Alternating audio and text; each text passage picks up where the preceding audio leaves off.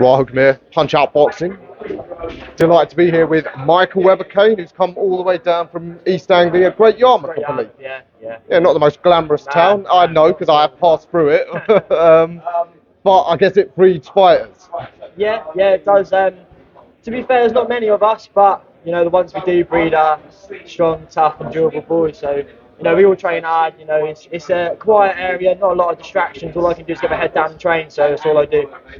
It'd be good for a small town like that to get a sporting hero. So, Yeah, are you well known in Great Yarmouth? Yeah, people know of me, know who I am. I'm not really one to be out partying and stuff like that. I just get my head knuckled down. I'm in the gym, working hard. Don't socialise too much. I'm too busy. But it's a town that's sort of forgotten. It's just left on the end, and I'm hoping to bring it back to the light again and put a bit of a name on it. So you're 11-0 now, I believe. So obviously you've been learning your trade against all the best journeymen around the country.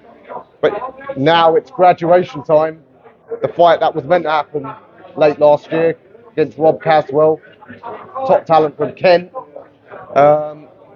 Was it yourself that got injured before the fight? No, Robert unfortunately got injured. I think he perforated an eardrum in his last spar. Just unfortunate, but it's a sport of boxing, injuries happen. We put ourselves through a lot to prepare for a fight, and I know he was ready, I was ready, but it's just given us both a bit more time to prepare. It was a fight we always knew was going to go over the line. It wasn't a fight that I thought, oh no, it's lost, I'm not going to get the shot. I knew that I was happy to wait, let him recover, and get the fight back on. It's a good fight. Don't get me wrong, I know he's no mug. He's had a good amateur pedigree, boxing good boys. He's a good lad, so it's going to be an exciting fight. Yeah, at your level, that must really suck for you guys, putting in a full camp only for it to get pulled at the last minute. But as you said, in the back of your mind, I guess there's always that chance. So yeah, have you seen much of him? What do you make of him as a We fighter? boxed on a card before. I just know he's a tall, rangy fighter, loves hitting the body. I've not been invested into a social media. I'm not a massive social media person myself, something I need to do more of, but I go under the radar. I just train hard, do my graft to make sure I'm ready for the fight. As I said, he's got a good amateur pedigree, he's no mug, so I know it's going to be a good, exciting fight either way.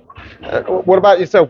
What's your boxing background? Did you do much in the amateurs? Not really. I was more of a footballer. Played football up till I was 16. Unfortunately, got an injury, which Tony at the time was my neighbour. So went in, got a bit of fitness for football, but sort of fell into love with the sport. It's an addictive sport. Once you get into it and you get your first bit of taste, you want more and more and more. So that's what I done. Boxed a lot on the unlicensed, the white collar circuit. Had a very limited amateur background, but the boys I boxed in the amateurs, they were good boys, good solid boys. So I learned a lot of it on the job, and still, realistically, if you look at the cards and the amount of fights I've had, I'm still really a novice. But I work hard in the team. I have a lot of belief in me. I've got a lot of belief in myself. I work really, really hard. There's no substitute for hard work, and that's why I'm in this position that I am. Because I just get my head down in the gym all the time, working hard. So I think I've shown and proved my worth, and I'm ready. Yeah, and you're going from 6 rounds straight up to the 10 rounder. So, yeah, could you have done with a couple more, or did you just think it's time to have the To be real fair, I fight? feel like I'm a fighter that gets better as the rounds go on. It takes me up to 5, 6 rounds to start getting into the fight, and I think from 6 onwards, now I'm in full flow and I'm going. Weeks and weeks ago, I was sparring 8 rounds, 10 rounds, so I know I'm fit enough. I know I've got a great engine, and it's just giving me more time to build that engine up and just to make me be able to punch continuously, hard, fast for 10 rounds straight, and that's what I'm going to do. So people say that I could have done an 8 rounder, but I think after 6, you sort of in that mindset anyway, and you can just keep pushing through the rounds. And as I said, I get better as the fight goes on.